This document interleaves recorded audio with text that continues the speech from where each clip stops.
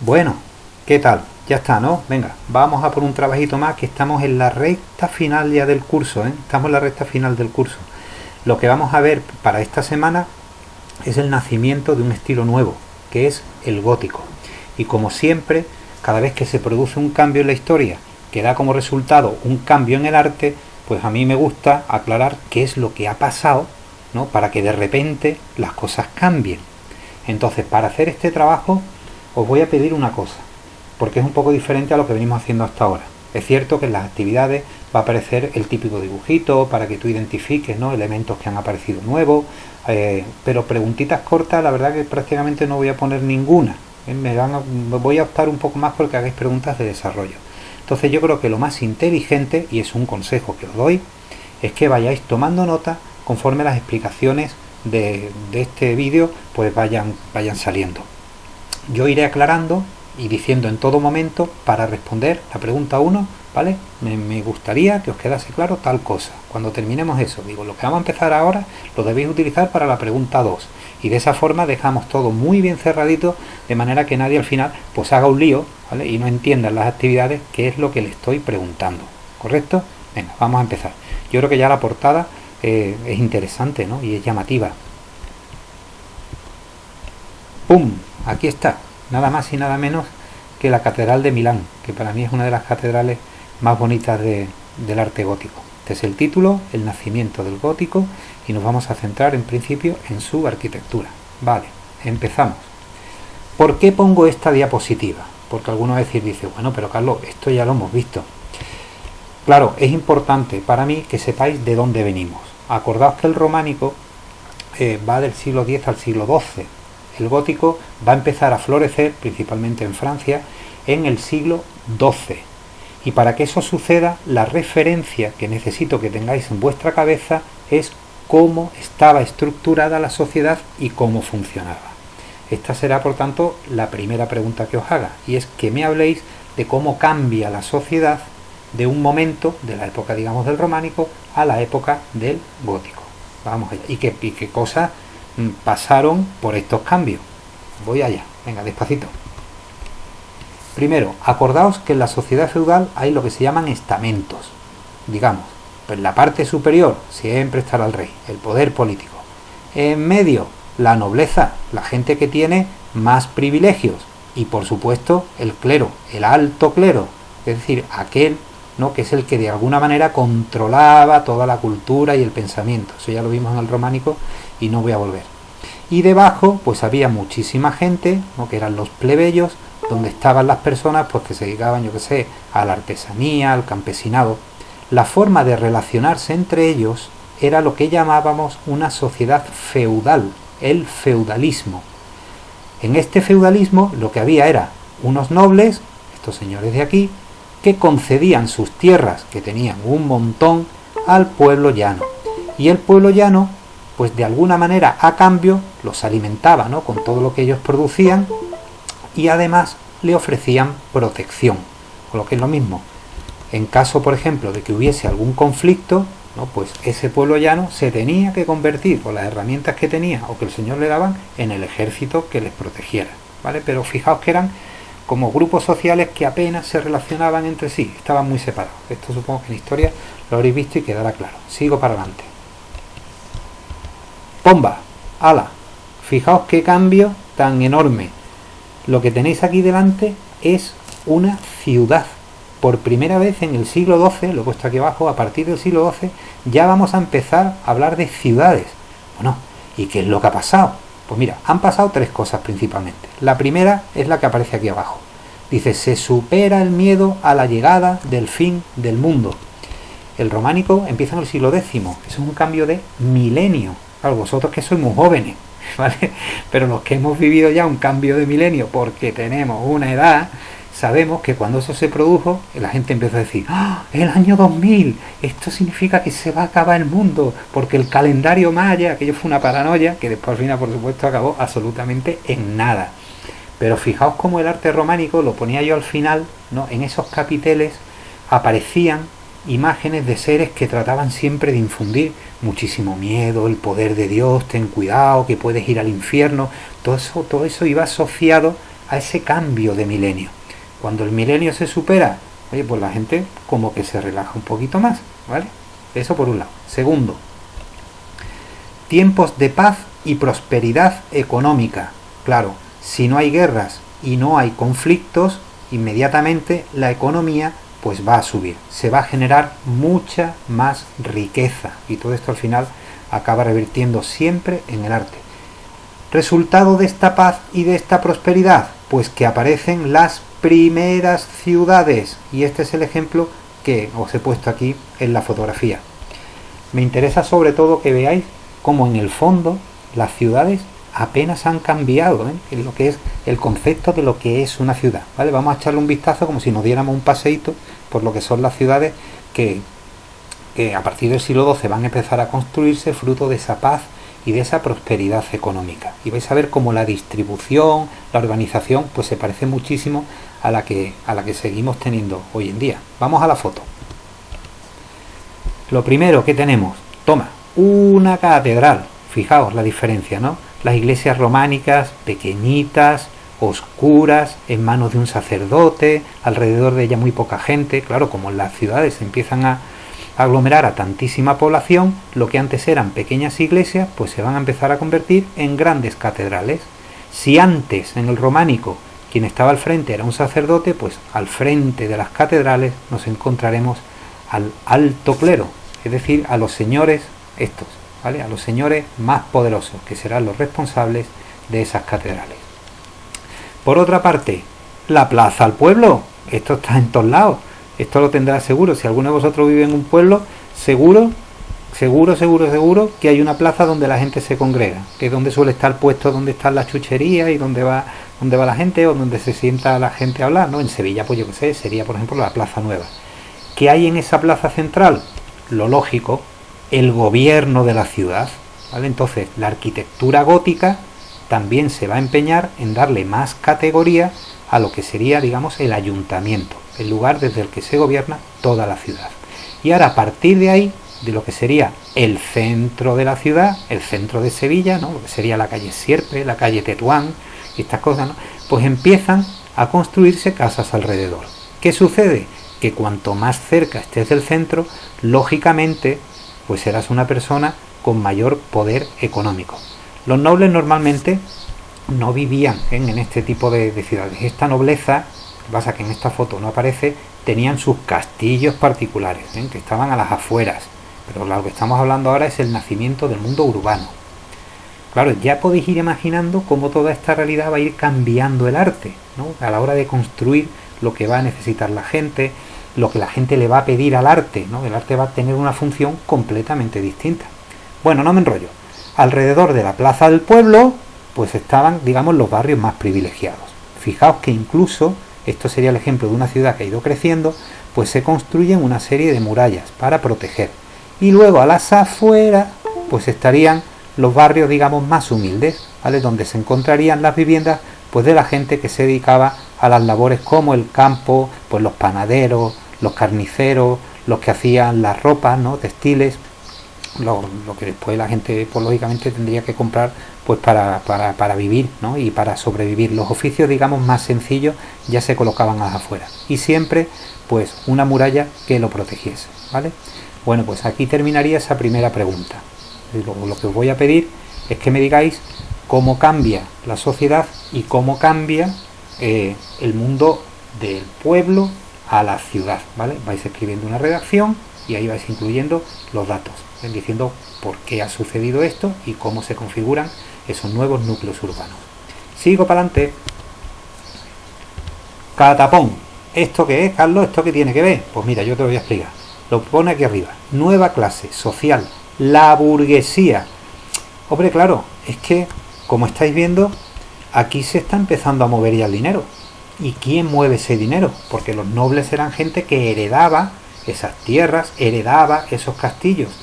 Pero a partir de ahora, lo que se va a producir en esa nueva economía mucho más floreciente, ¿no? Que va a permitir que el nivel de vida de la gente, oye, pues suba, va a haber un grupo social fundamental que es el que lo va a potenciar. Esta será la segunda pregunta del cuestionario, ¿vale? qué es la burguesía, o sea, quiénes eran y a qué se dedicaban y cómo favorecieron la expansión de este arte nuevo. Mirad, aquí tenéis el ejemplo de los burgueses, que si los veis vestidos, pues se parecen muchísimo a los nobles, porque lo que pasa siempre es que la gente humilde, ¿no?, cuando de repente adquiere ya un poder económico, imita los patrones, ¿no?, y la forma de vida de los más poderosos. Los burgueses son personas que se han enriquecido con el comercio, mercaderes, artesanos, por lo tanto son personas que proceden de este sector social, ¿de acuerdo? Del sector social, digamos, más bajo. Los nobles no se tienen que preocupar por trabajar ni por levantarse por la mañana a buscarse el pan. ¿Qué hacen estas personas? Pues rutas por todo el Mediterráneo en las cuales ellos lo que van a hacer es comerciar. El comercio, aquí os he puesto una foto simplemente para que os hagáis una idea de la cantidad de rutas comerciales que se abrieron a partir del siglo XII y que permitieron que estos señores, los burgueses, se enriquecieran. Claro, todos estos productos que ellos iban comprando, luego había que intercambiarlos y venderlos para sacarle rentabilidad. ¿Dónde se va a hacer? Se va a hacer en las ferias. De hecho, no quiero dar datos concretos, ¿no? Lo digo porque aquí, por ejemplo, aparece la Feria de la Champagne, ¿no? Que es una feria importantísima, donde se producían un montón de intercambios y se movía muchísimo dinero. O la ANSA, ¿no?, que es una especie de asociación de mercaderes que se pusieron de acuerdo, pues para entre todos juntos intentar acumular la mayor riqueza posible. Lo importante es que todas estas rutas comerciales generarán un enriquecimiento que directamente va a favorecer la expansión del arte. Os lo he puesto aquí abajo. Burgueses, gente de clase social, digamos en principio de un estamento social bajo, que gracias al comercio que se extiende por todo el Mediterráneo y a los intercambios que se van a producir en la feria, pues van a enriquecer la vida de la ciudad contribuyendo a la expansión del arte. Aquí termina lo que sería la segunda pregunta. Vale, vamos con la tercera pregunta. Aquí está. Esto me vais a decir por Dios, Carlos, la historia del arte está llena de historias fantasmagóricas y raras, ¿no? ¿Os acordáis, no?, cuando estuvimos viendo el Camino de Santiago, que si lo martirizaron, que si lo llevaron? Bueno, pues el arte gótico está también asociado a una leyenda que al final dio un resultado concreto, ¿vale? Entonces yo os voy a contar un poco la historia. En este caso no es el apóstol Santiago, sino que es la historia de San Dionisio, que es el patrón de Francia, que es el que de alguna manera se convertirá en el motivo por el cual el arte románico va a empezar a replantearse y convertirse en algo mucho más grandioso. La historia os la he dejado resumidita en el texto, ¿vale? Simplemente la vemos y os la recuerdo. Y la foto de que tenéis a la derecha es San Dionisio. Dirás, pero si no tiene cabeza, sí, es que es una leyenda, verá, os lo cuento y lo vais a entender. San Dionisio es del siglo III, ¿vale? Fue víctima de las persecuciones que hizo Diocleciano y entonces a él lo mataron.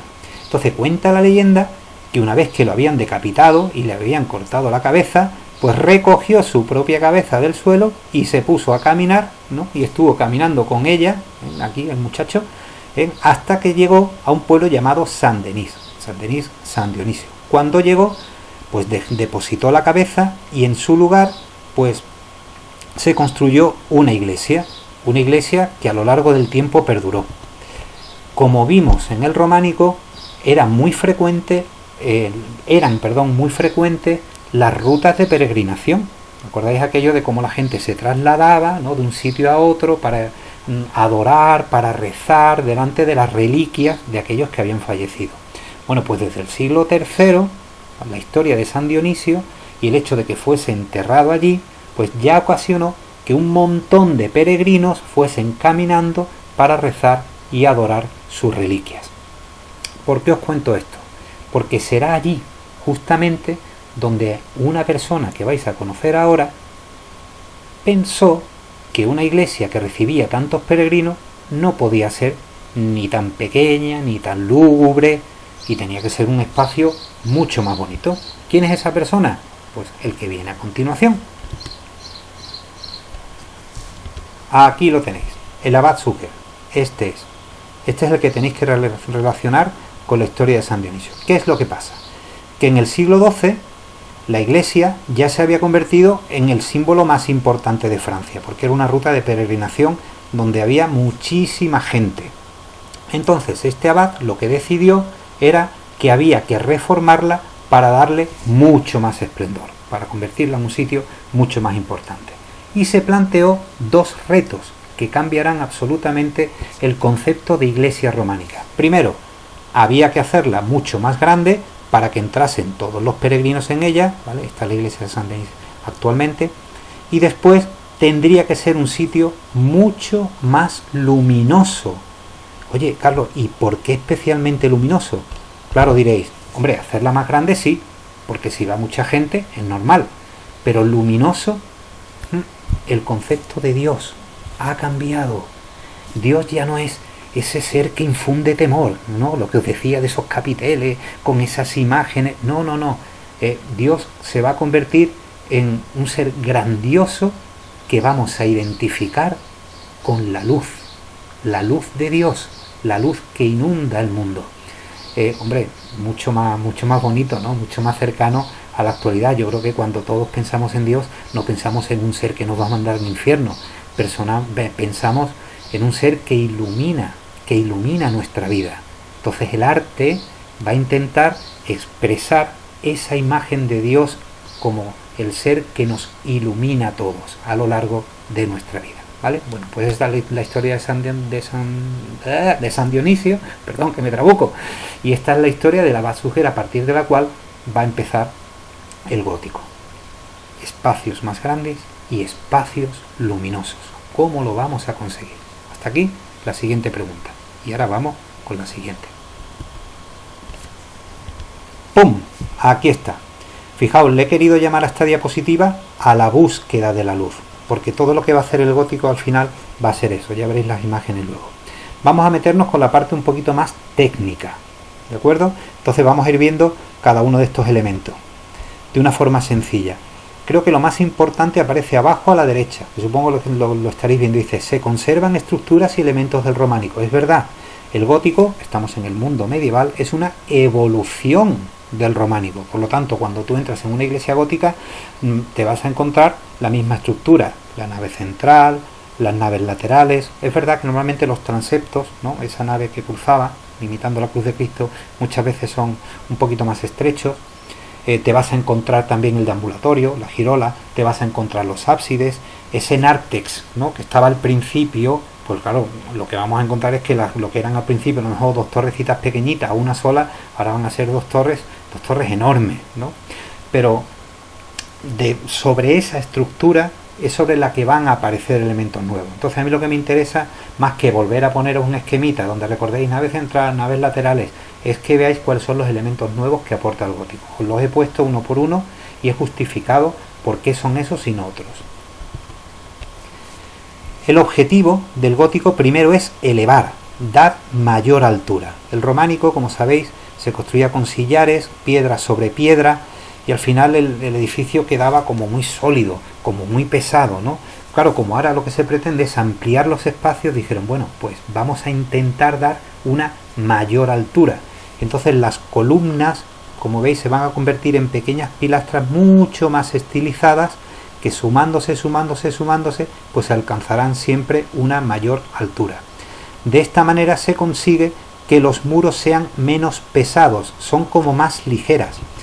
Cuando tú entras en una iglesia gótica, lo que tú notas es que es un espacio mucho más abierto. Como hemos pasado de muros muy gruesos, ¿no?, a lo que son a lo mejor pilares más pequeñitos, pues todo es como más liviano, como más ligerito, y eso permitirá además que pase la luz. Pero había un problema.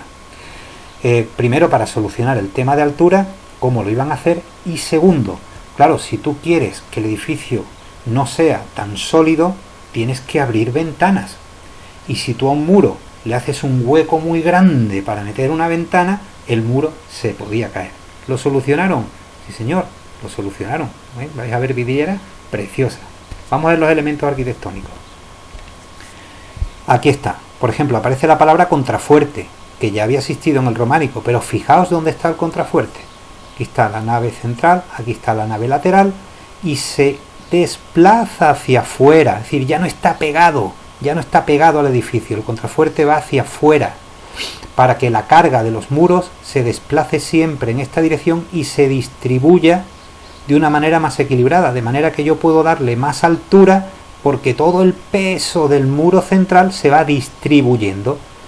¿Cómo se distribuye? Pues con un elemento nuevo que se llama arbotante, que es este que está aquí. Entonces la carga del muro se va, perdón por la expresión, descargando poco a poco con los arbotantes. Estos arbotantes tenían unos pináculos arriba, ¿vale?, que son elementos decorativos, pero que también ayudaban a que el edificio no se cayera.